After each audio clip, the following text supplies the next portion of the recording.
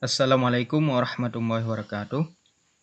Pada kesempatan kali ini kami ingin membahas soal-soal pretest modul pedagogik mata pelajaran fikih.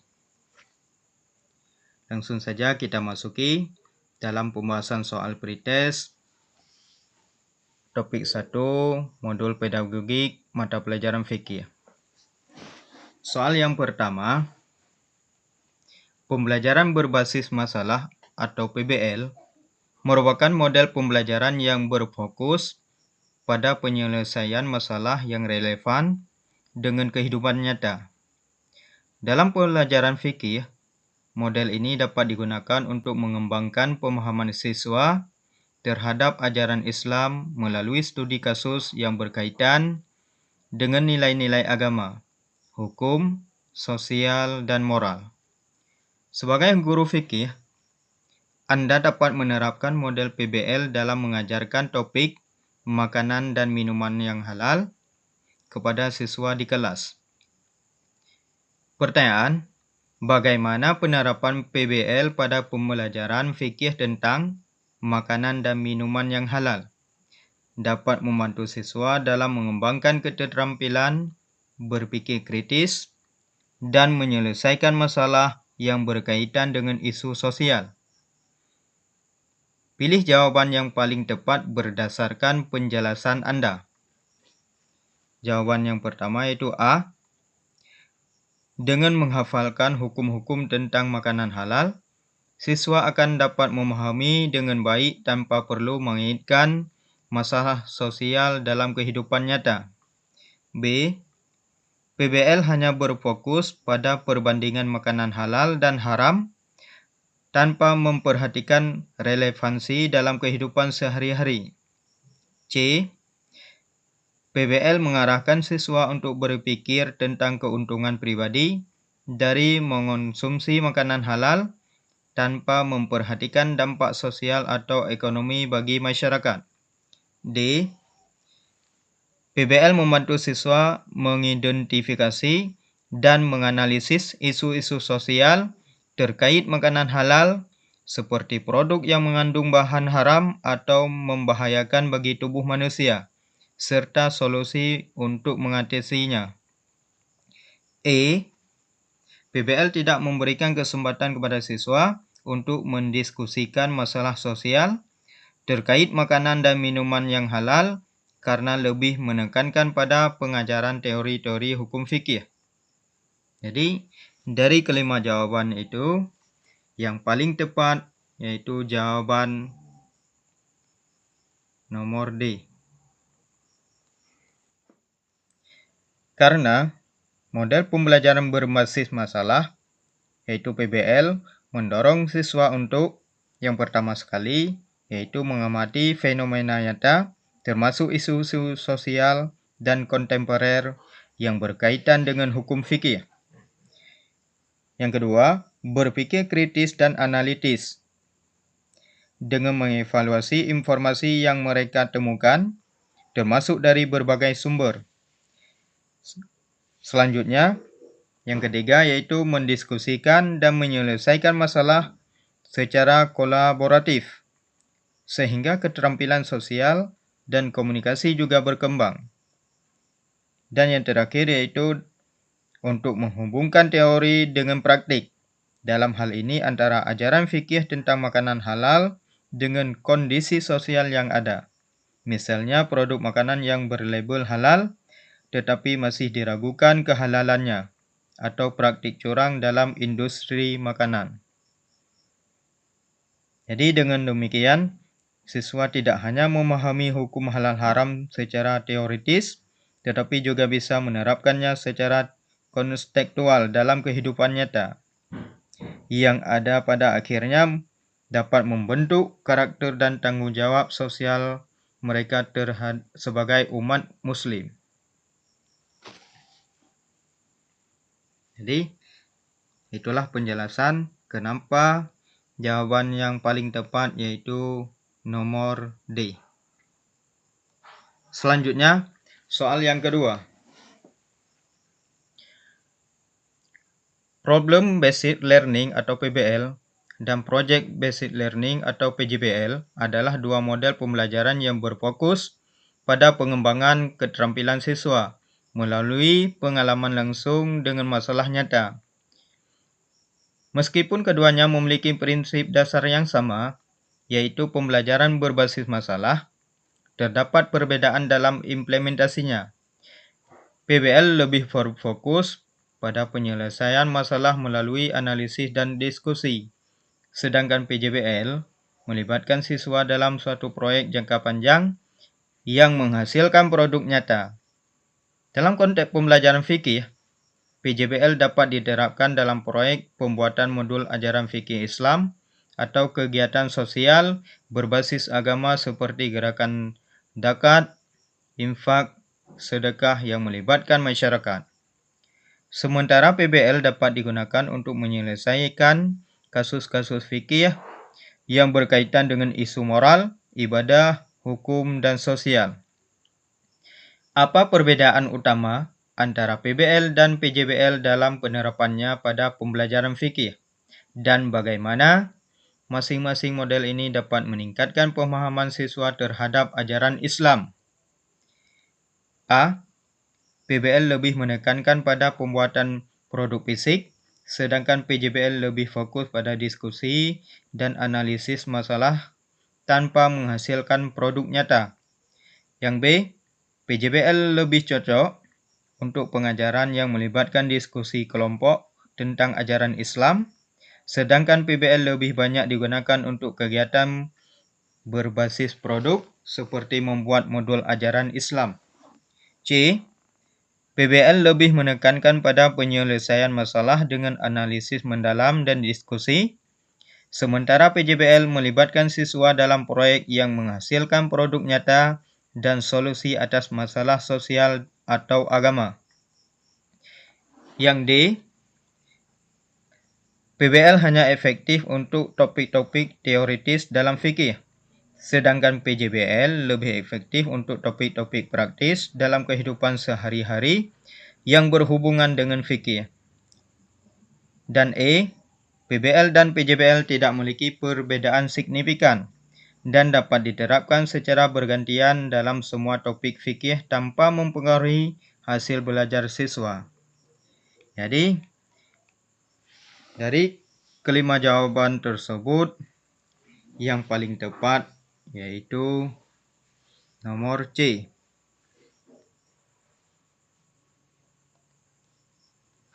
Dikarenakan perbedaan utama antara PBL dan PJBL terletak pada fokus kegiatan belajar. PBL berorientasi pada intervensi dan penyelesaian masalah melalui proses berpikir kritis, diskusi, dan argumentasi. Dalam pembelajaran fikih, ini dapat diterapkan dengan membahas kasus-kasus nyata yang melibatkan hukum fikih seperti transaksi riba, kehalalan makanan, atau isu sosial moral lainnya. Sedangkan PJBL melibatkan siswa dalam suatu proyek jangka panjang yang menghasilkan produk konkret seperti membuat modul pembelajaran, pamflet dakwah, atau kegiatan sosial yang berbasis nilai Islam seperti program sedekah dan lainnya. Yang kedua, yaitu hasil pembelajaran. PBL menghasilkan solusi dan pemahaman terhadap masalah, memperkuat daya analisis dan pemikiran reflektif, dan sedangkan PJBL menghasilkan karya nyata, membangun kreativitas, keterampilan manajerial, dan kolaborasi sosial dalam konteks nilai-nilai Islam. Jadi, dengan memanfaatkan kedua model ini secara tepat, dalam pembelajaran fikih, guru dapat meningkatkan pemahaman konseptual dan aplikatif siswa terhadap ajaran Islam, serta membekali mereka dengan keterampilan abad 21, seperti berpikir kritis, kolaborasi, komunikasi, dan kreativitas. Jadi, jawaban yang tepat yaitu terletak pada poin nomor C. Soal selanjutnya. yaitu soal nomor 3. Project Based Learning atau PJBL dapat diterapkan dalam pembelajaran fikih dengan cara melibatkan siswa dalam proyek-proyek yang terkait langsung dengan penerapan nilai-nilai Islam dalam kehidupan nyata. Sebagai contoh, siswa dapat diminta untuk membuat proyek sosial yang berbasis agama, seperti kegiatan bakti sosial yang mendukung prinsip-prinsip zakat, sedekah, dan kepedulian sosial. Selain itu, mereka juga dapat diminta untuk merancang kampanye kesadaran agama atau modul ajaran Islam yang bisa diimplementasikan di masyarakat. Bagaimana penerapan PJBL dalam pembelajaran fikih? Dapat meningkatkan motivasi siswa dan mengembangkan sikap kepemimpinan serta kerja sama dalam konteks ajaran Islam. Pilih jawaban yang tepat berdasarkan penjelasan Anda. A.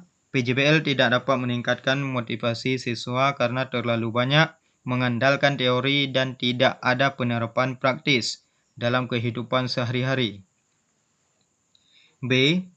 PJBL dapat meningkatkan motivasi siswa dengan melibatkan mereka dalam proyek nyata yang berhubungan dengan ajaran Islam, seperti kegiatan sosial berbasis agama yang mendorong siswa untuk berkolaborasi dan menunjukkan sikap kepemimpinan. C.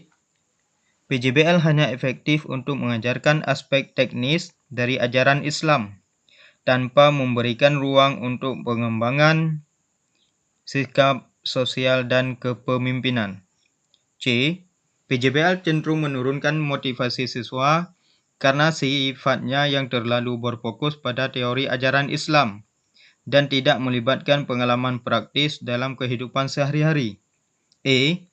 PJBL lebih efektif untuk mengajarkan aspek-aspek agama yang bersifat individual dan tidak melibatkan kerjasama atau kepemimpinan dalam kelompok. Jadi, jawaban yang paling tepat dari 5 poin tersebut terletak pada nomor ataupun poin B. Dikarenakan model Project Based Learning atau PJBL mendorong siswa untuk yang pertama sekali untuk belajar secara aktif dan kontekstual melalui keterlibatan langsung dalam proyek yang relevan dalam kehidupan sehari-hari ataupun dengan kehidupan mereka. Yang kedua, mengintegrasikan nilai-nilai ajaran Islam ke dalam tindakan nyata. Misalnya, dalam bentuk kegiatan sosial seperti pengumpulan zakat atau sedekah, kampanye kesadaran ibadah, atau penyuluhan kehalalan produk. Yang ketiga, mengembangkan soft skill seperti motivasi intrinsik karena siswa merasa terlibat dalam sesuatu yang bermakna. Selanjutnya, mengembangkan kepemimpinan saat mereka memimpin tim atau bertanggung jawab atas bagian proyek. Dan mengembangkan kerjasama karena proyek menuntut kolaborasi antar siswa. Jadi, melalui pendekatan ini, pembelajaran fikih tidak lagi bersifat abstrak atau sekadar hafalan, tetapi menjadi pengalaman hidup yang memperkuat karakter Islami siswa secara nyata. Jadi, yang paling tepat jawabannya terletak pada poin nomor B. Soal selanjutnya, apa tujuan utama dari pendekatan pembelajaran berbasis masalah atau PBL? A. Memberikan informasi secara langsung kepada siswa. B. Membimbing siswa dalam mempelajari materi melalui ceramah. C. Meningkatkan keterampilan analisis dan pemecahan masalah siswa. D. Menyelesaikan proyek dengan produk nyata sebagai hasil akhir. D. Memastikan siswa memahami konsep secara hafalan. Jadi, jawaban yang paling tepat terletak pada poin nomor C. Disebabkan pendekatan pembelajaran berbasis masalah atau PBL bertujuan untuk yang pertama sekali yaitu untuk mendorong siswa berpikir kritis dan analitis terhadap permasalahan yang kompleks dan konseptual. Yang kedua, untuk mengembangkan kemampuan pemecahan masalah, bukan hanya mengingat atau menghafal informasi. Yang ketiga, untuk meningkatkan kemandirian belajar, karena siswa diarahkan untuk mencari, mengevaluasi, dan mengolah informasi secara aktif. Dan yang keempat, melatih kolaborasi dan komunikasi melalui diskusi kelompok dalam menyelesaikan masalah.